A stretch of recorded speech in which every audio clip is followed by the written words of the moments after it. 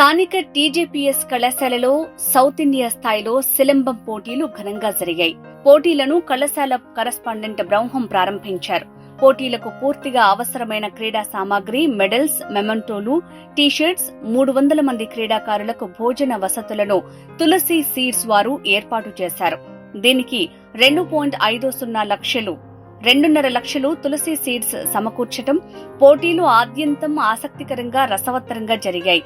పోటీల్లో గెలుపొందిన కర్రసాము వీరులకు ప్రథమ, ద్వితీయ, తృతీయ బహుమతులు ముఖ్య అతిథి తులసి రామచంద్ర ప్రభు అందజేశారు.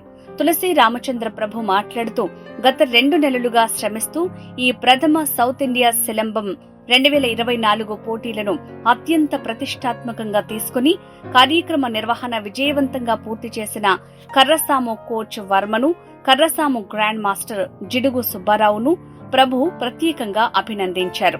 తనకు కూడా ఈ విద్య వచ్చునని, ఈ ప్రాచీన కళ కర్రసాము కనుమరుగు అవ్వకూడదనే ఉద్దేశంతోనే ఈ కార్యక్రమం ఏర్పాటుకు పూర్తి సహాయ సహకారాలు అందించామన్నారు.